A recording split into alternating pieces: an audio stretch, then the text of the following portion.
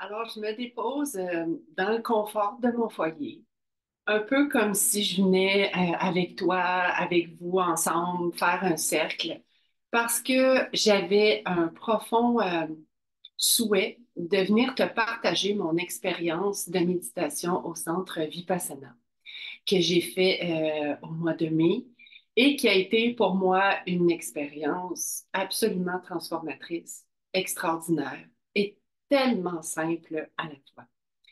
Alors, Vipassana dans la tradition bouddhique signifie une vue profonde, une introspection à travers des pratiques de méditation.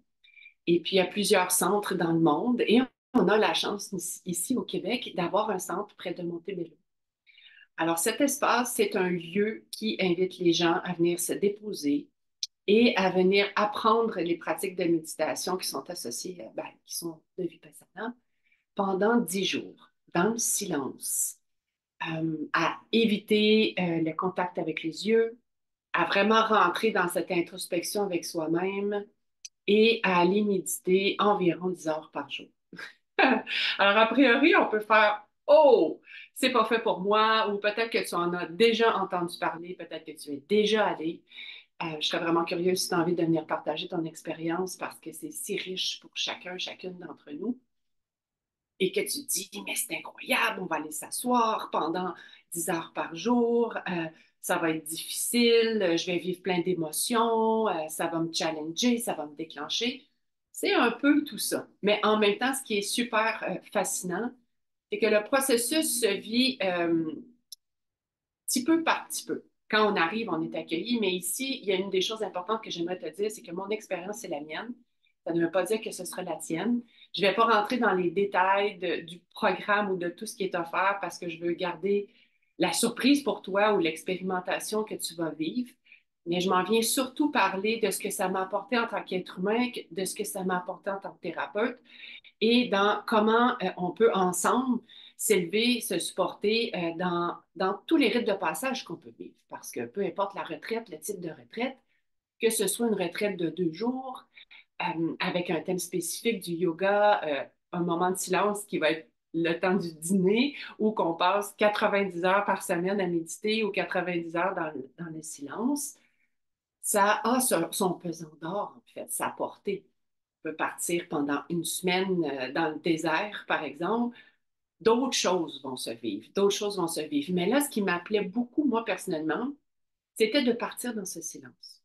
Et je vais vous le dire, avec les derniers mois, ce que j'avais vécu, j'étais vraiment mûre. C'est sûr que le silence, pour moi, c'est pas quelque chose qui me fait peur du tout. Ça me fait peur longtemps, mais je travaille dans le silence plusieurs heures par semaine avec les soins. Ma pratique de méditation était présente, mais vraiment pas chaque jour. Je ne suis pas quelqu'un qui va méditer aussi incroyablement. Alors ça aussi, c'est intéressant à savoir qu'on n'a pas besoin d'être dans une pratique incroyable pour aller là-bas. Euh, et j'avais besoin de déconnecter. J'avais besoin de déconnecter de tout. Et un des grands cadeaux en partant là-bas, ça a été de débrancher les cellulaires, les connexions. Puis moi, j'ai une grande fille de 13 ans. Son papa s'est occupé d'elle, mais c'était la première fois depuis sa naissance, puis même pendant la grossesse, que j'avais pas besoin de m'occuper de mon enfant, que j'avais pas besoin de m'occuper de ma business, que j'avais pas besoin de m'occuper de mon chien, mon amoureux, que j'avais pas besoin de m'occuper de mes amis, les gens autour de moi, et que je pouvais me permettre d'aller avec moi-même dans ce silence, aller explorer. Et une des choses que j'aime beaucoup partager dans ma pratique et aussi dans ma vie personnelle, c'est d'aller dans cette zone, de rester curieuse de ce qui se passe, d'aller dans l'équanimité, hein, cette grande faculté, cette vibration incroyable, de regarder les choses passer, d'être dans cette paix intérieure, puis de savoir que tout passe dans les situations, dans les émotions, que tout est temporaire en fait. Donc souvent, on va aller s'accrocher avec nos croyances, avec nos blessures, avec notre mental, avec le stress de notre système nerveux. On va réagir. Alors, quand on réagit promptement, c'est des mécanismes de défense, mais c'est aussi une façon de dire, hey, wow, ça va un petit peu trop vite. Si je veux rentrer dans une énergie qui va ramener ce regard vers l'intérieur de moi, je dois nécessairement fermer les yeux au sens propre, parce qu'une autre chose qui était vraiment passionnante et extrêmement tripante, c'était d'avoir les yeux fermés dans la journée, tellement plusieurs heures, les yeux fermés. Quand on a les yeux fermés, ça amène une intériorité. Je suis déconnectée du monde extérieur. Je ne suis pas dérangée par le bruit, par le mouvement. Donc, nécessairement, il se passe quelque chose d'autre. C'est un peu comme être dans le noir. Il y a des retraites qui existent, des immersions d'être dans le noir pendant plusieurs jours, mais être dans les yeux fermés dans un état de méditation, je vous le dis, c'est rentrer dans une zone un peu utérine même, parce que des fois, j'avais mes bouchons d'oreilles pour pouvoir garder ce silence-là, puis être moins dérangée aussi par certains bruits de l'extérieur. Un peu comme in utero, un peu comme dans cette espèce d'état un peu d'apesanteur, comme si, tu sais, viens fermer tes oreilles ici, tu vas sentir déjà l'écho, puis là, on commence à voir les choses autrement. On voit les choses avec nos yeux, mais on voit avec notre intuition, avec les souvenirs. Et plus les jours avançaient dans cette zone où on partage la chambre avec d'autres femmes, les femmes sont avec les femmes, les hommes sont avec les hommes, c'est comme une forme de dortoir. On est confortable avec un lit, tout le monde respecte beaucoup les autres.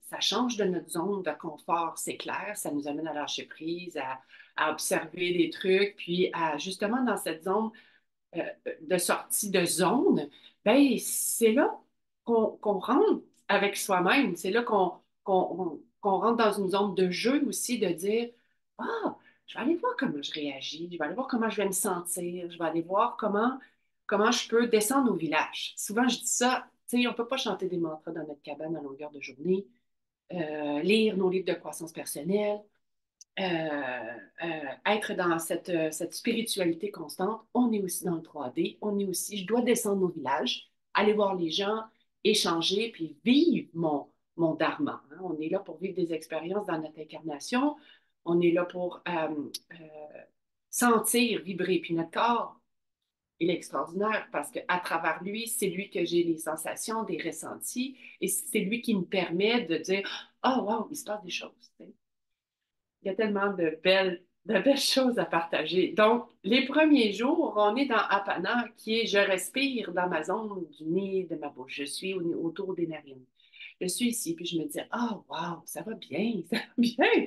Je suis ici, mon mental s'en va. Je pense que ça m'a pris 2 jours un peu le calmer, puis quand arrivé comme dans un point neutre. Je me disais, ah, c'est génial, ça se fait bien. Puis même si on médite aussi avec des blocs d'1 heure, dans la grande halle, ensemble, et après, ça peut se faire dans la chambre aussi, avec soi-même. Des états méditatifs dans le mouvement aussi, en mangeant lentement. Plus que la semaine avancée dans la lenteur, la nourriture végétarienne est savoureuse. Et dans ça, c'est comme, wow, on t'accueille. C'est un environnement qui est gratuit pour te permettre de vivre ces 10 jours avec un don que tu peux offrir à la fin. On te nourrit. Déjà, juste d'être nourri, accueilli dans un endroit magnifique avec la nature aussi qui est proche, de pouvoir aller dans le boisé, marcher aux pauses, d'aller pour faire circuler l'énergie, revenir à l'intérieur. Je me sentais tellement touchée qu'on me donne ce qu'il fallait pour pouvoir vivre l'expérience avec nous. Puis après, pouvoir redonner, pouvoir continuer, pouvoir avancer ensemble dans le nous, mais en prenant un temps pour le jeu. Donc, dans les méditations, on rentre dans cette zone et notre incroyable corps, mon rythme cardiaque qui descend. Je sentais toute ma digestion avec les petits sucs gastriques, avec les glouglous. Tout mon système nerveux s'apaisait en même temps, qui pouvait être déclenché à certains moments, mais je me disais, je suis ici, puis je vais rester ici pendant toute la durée, même s'il y a des moments, j'ai jamais voulu partir, mais il y a des moments où c'était comme difficile de rester dans les postures, où c'était difficile de ne pas bouger quand tu rentres dans la zone de Vipassana qui est en fait observer. Observe, observe ce qui se passe. Et chaque jour, il y avait des enseignements aussi à la fin de la journée de Guanca enregistrés qui tombaient pile poil à chaque fois, qui étaient super nourrissants. Et, et quand je parle d'entraînement, tu t'installes là-bas avec tes coussins de méditation, tu peux aller sur une chaise si tu as envie, tu peux être avec une chaisière éventuellement. Le principe, c'est on s'en va là pour atteindre une paix intérieure. Et Vipassana, c'est une méditation qui est assez perspicace, mais on n'est pas là pour compter notre respiration, on n'est pas là pour chanter des mantras, on n'est pas là pour être dans des séquences qui sont techniques, on est juste là pour observer le rythme de la respiration. Qu'est-ce qui se passe dans mon corps maintenant? Qu'est-ce qui se passe ici maintenant? Et c'est une super belle traduction entre ce qui se passe ici maintenant, dans mon corps, à travers mes sensations, que ce qui se passe à l'extérieur. On va beaucoup vers l'extérieur, on va beaucoup cette énergie qui va là expliquer les choses parce qu'on est habitué de ça. Là, en ramenant l'énergie à l'intérieur, dans mes sensations, dans mon corps, mon manque qui est toujours en train de penser dans un discours intérieur, à s'inventer plein de choses parce qu'on est toujours à répéter le même discours jusqu'à ce qu'on fasse Hey, cool! Mes pensées, c'est du prana. Ensuite, j'ai des actions qui s'alignent avec ça. J'ai une réalité.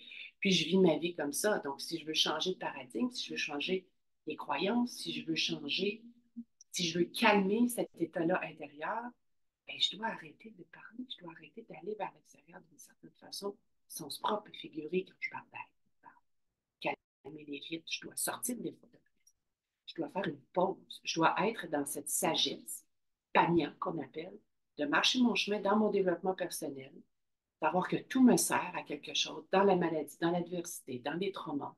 C'est difficile d'être un être humain, mais on a choisi d'être là et je trouve que c'est merveilleux de pouvoir être dans différents espaces thérapeutiques ou comme aller à Vipassana, ce type de retraite très silencieuse, il y a eu des guérisons profondes. C'est incroyable à quel point mon cerveau allait, j'ai fait le tour de mes vies.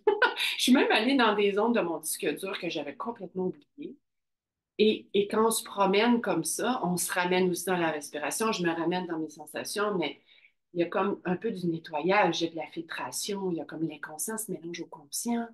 On a tellement plein d'endorphines puis de dopamine à travers notre corps. On est comme un peu sur un buzz, puis un autre état vibratoire, dans un autre état de conscience à certains moments. J'ai eu des moments de grâce, je vous le dis, là, c'était une connexion incroyable avec la nature, une connexion divine. Le vert des arbres devenait de plus en plus vert à chaque jour. J'ai même amélioré ma myopie aussi. Je le sais quand je me calme puis je me dépose, quand je suis moins stressée, je suis moins dans le fer, mes yeux changent, ma vision s'améliore. Le goût des aliments, ça devenait tellement... Tu sais, vous savez, prendre le temps de manger une pomme et une banane pendant 30 minutes, parce que tu as juste ça à faire. Tu as juste ça à faire à un moment donné. Hein? Les repas super, les déjeuners, les dîners protéinés et tout, mais la fin de journée, 5 heures, c'est le thé et les fruits. À un moment donné, je créais un super beau mandala avec mes fruits, tu sais, tout beau. Je me disais, j'ai du temps. Et j'étais si émue de prendre le temps de me faire une assiette, prendre le temps de manger tranquillement.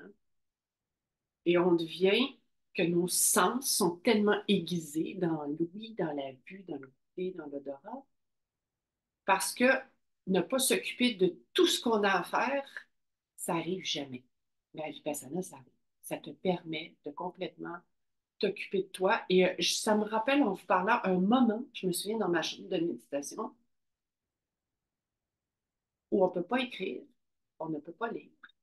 Donc, et quand on dit ne pas, ne pas, ne pas, ce n'est pas que des restrictions, c'est toute la facilitation, tout ce qui va faciliter en fait le dépouillement pour libérer le mental puis rentrer dans une autre zone. Et j'ai retrouvé cet état intérieur, vous savez, de quand on est dans la préadolescence, on va jouer dehors, puis on entend nos parents dire Ah, c'est le temps de manger, viens manger. Ah, je mange. Ah, c'est le temps de faire ci. La notion du temps qui s'arrête, le moment présent comme j'ai jamais vécu de ma vie, et je vous le dis, ça reste encore. Ça m'invite à pratiquer mes méditations, je suis revenue dans le 3D, tout ça, mais ça reste parce qu'on a tellement d'heures qu'on a donné dans ça qu'il y a comme une forme de transmutation qui se vit dans le corps, dans le cœur, dans la façon de voir les choses qu'on doit cultiver au retour.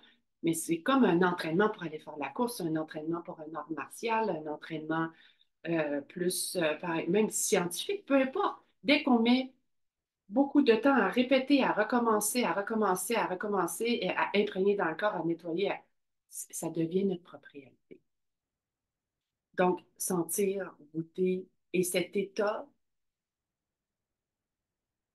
complètement dégagé de toute responsabilité. Je vous le dis, ça m'émeut encore. Quand est-ce qu'on est dégagé de toute responsabilité?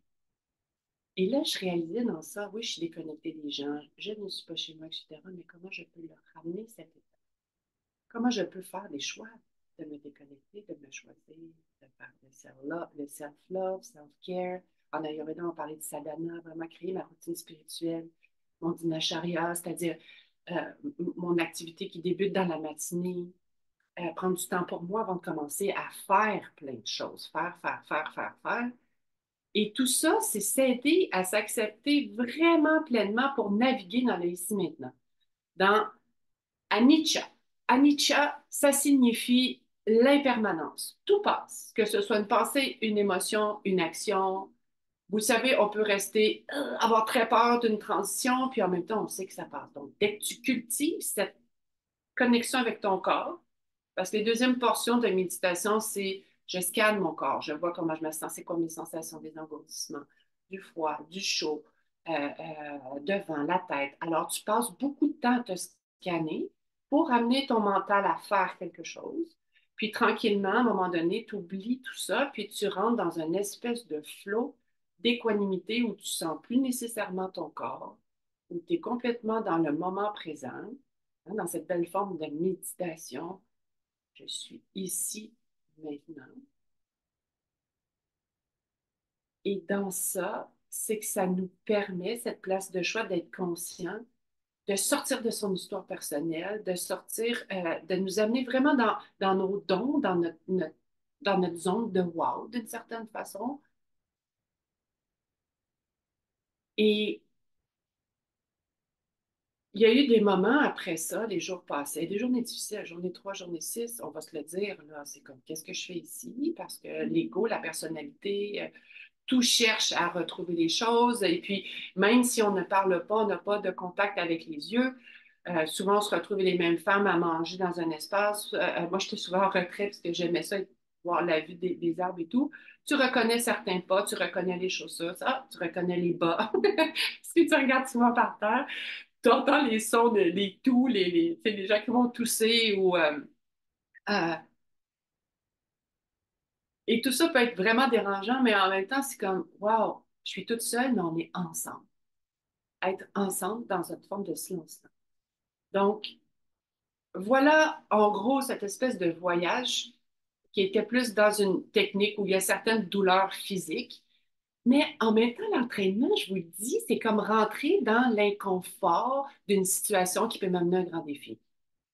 On n'a pas appris à entrer, à observer. Ah, j'observe qu'il se passe ça.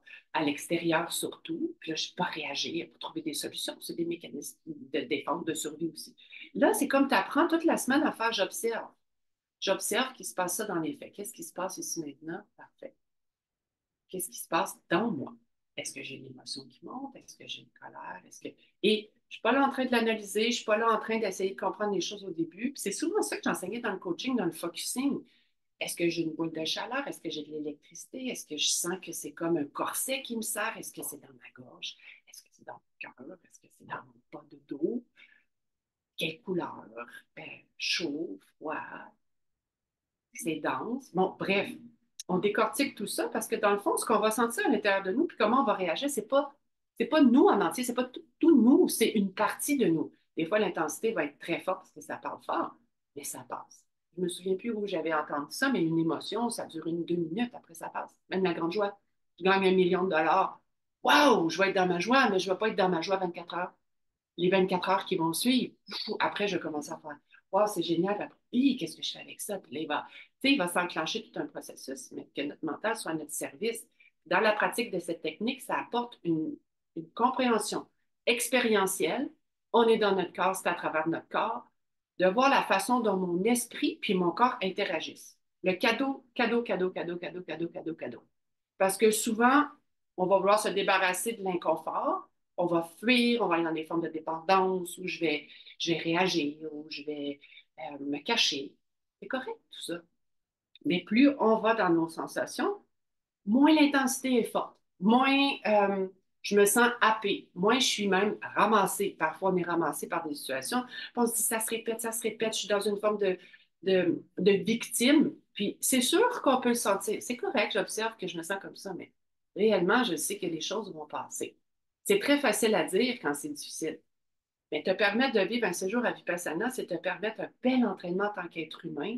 C'est-à-dire qu'on est là dans pour cultiver la joie, pour cultiver le fait que je suis là, je vis des expériences même difficiles, puis je traverse ça, puis je vais en sortir gagnant. Et l'effet que ça a, c'est quand on s'engage à rester puis à travailler dans la tension, puis parfois le conflit, sans être dans la réaction, c'est incroyable les choses.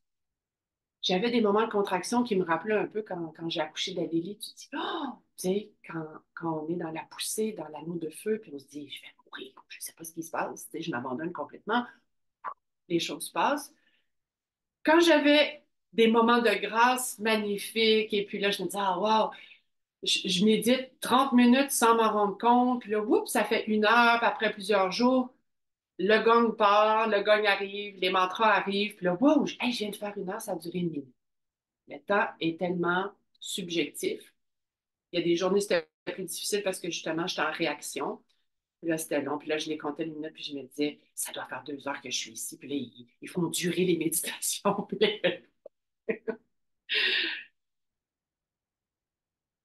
cet état de grâce que tu fais, wow, je suis bien, j'ai tous mes petits coussins, je suis toute bien installée avec mon châle. Et là, je pars à méditer, puis ça va bien aller. Puis là, tout d'un coup, 5 minutes après, grosse tension dans la jambe, engourdissement. Puis là, on est invité à observer sans bouger, juste prendre le temps de voir. J'observe ça, je mets mon attention à une portion de mon corps, puis je reste là, je respire dedans, puis à un moment donné, je change. Puis je vous le dis, la tension partait. Poup, il peut y avoir d'autres choses ailleurs. Ah, puis ça part. Hop, ça revenait. Hop, finalement, il n'y avait plus aucune tension pendant toute l'heure. Et là, je me disais, waouh!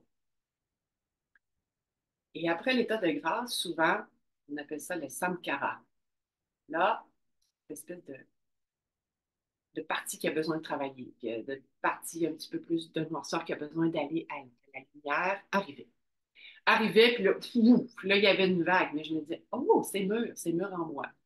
Il y a eu des larmes, il y a eu des pardons, il y a eu beaucoup d'élimination.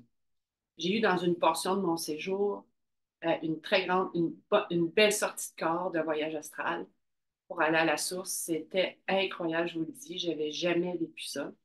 Avec beaucoup de transmission, beaucoup d'énergie qui sont venues. J'ai vu des visions dans mon bureau aussi, des nouveaux soins, des soins énergétiques. On a parlé de plasma énergétique dans les mains.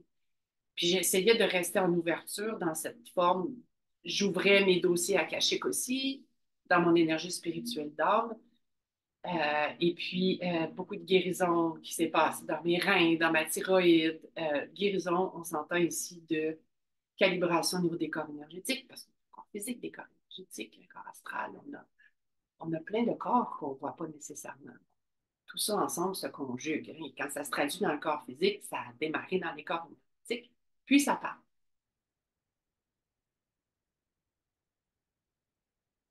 Et après, je repartais. Je repartais dans une zone de méditation.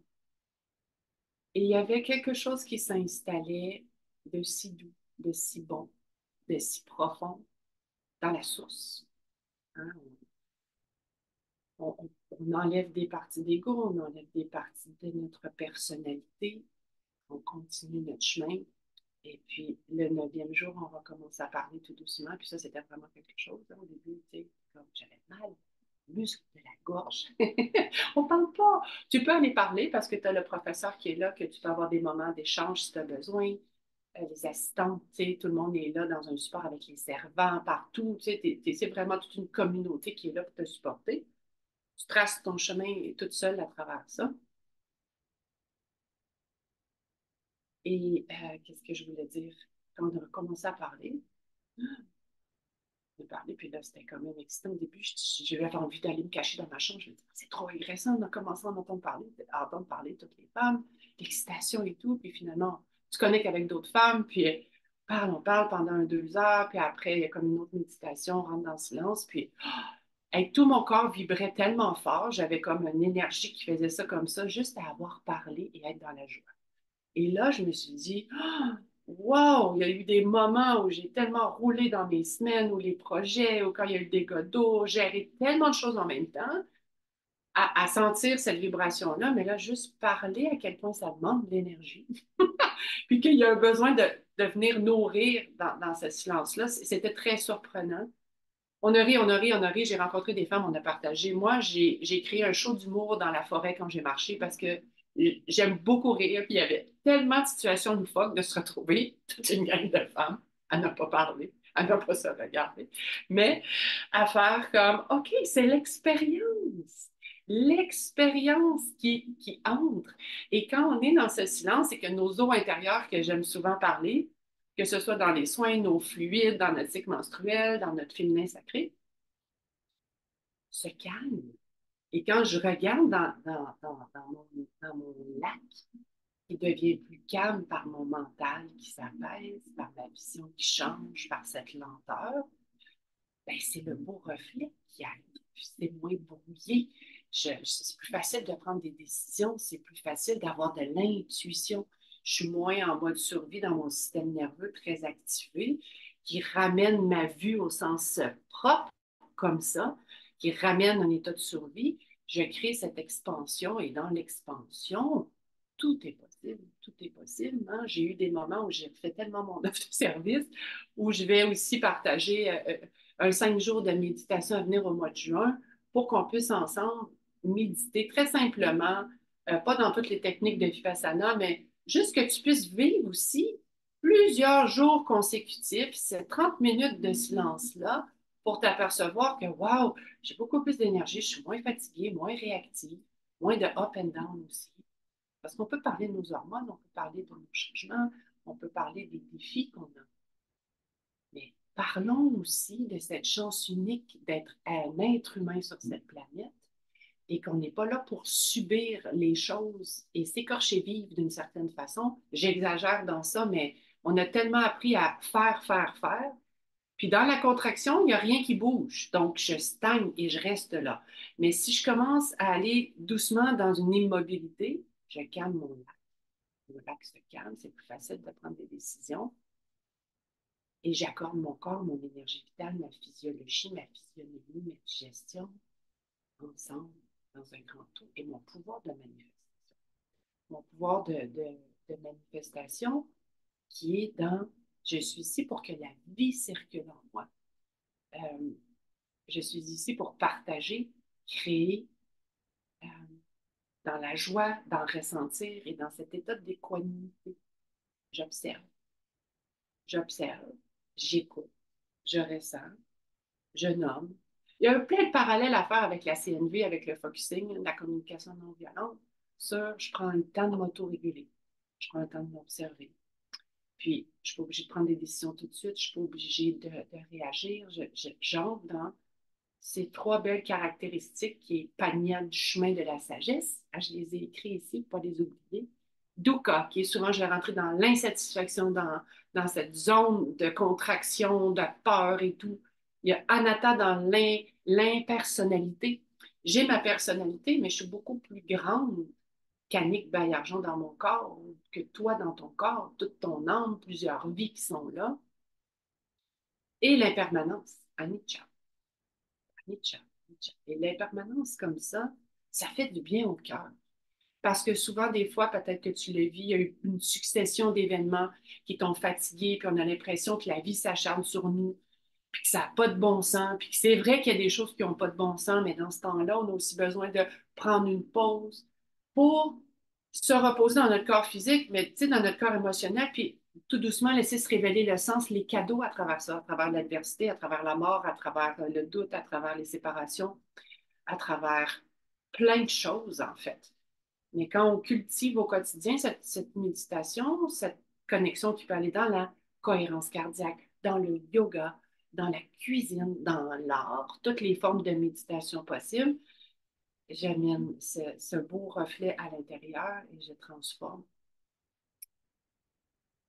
Pour terminer, le retour a été très difficile hein, parce que revenir à Montréal, revenir dans la ville, revenir dans ce mouvement-là, j'étais très, très en réaction. Moi, j'étais bien, là, j'étais comme sur ma planète. J'étais sur ma planète énergétique dans mon petit monde des gars. Et, et les cadeaux qui sont arrivés, alors, incroyable, tout ce qui s'est ouvert dans l'énergie.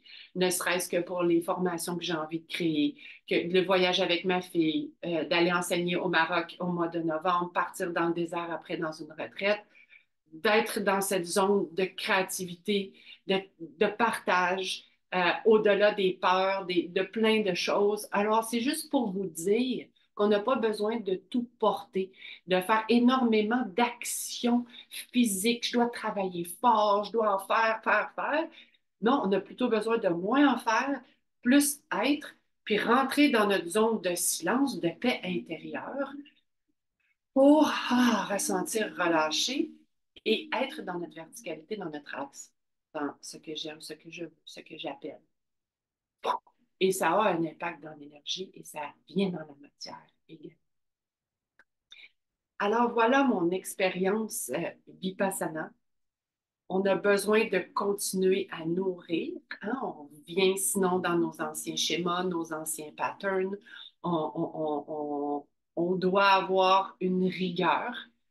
Et pour ça, à travers les soins, à travers les accompagnements que j'offre, viens me rejoindre bientôt au mois de juin pour faire ce 5 beaux jours de 30 minutes de méditation. C'est un cadeau que je te fais, que tu vas te faire aussi. Et c'est pour tout le monde, même s'il y a peu de méditation dans ta vie. On va apprendre à juste observer notre observation, nos sensations dans notre corps pour que ça puisse te supporter dans les journées et puis que ça fasse wow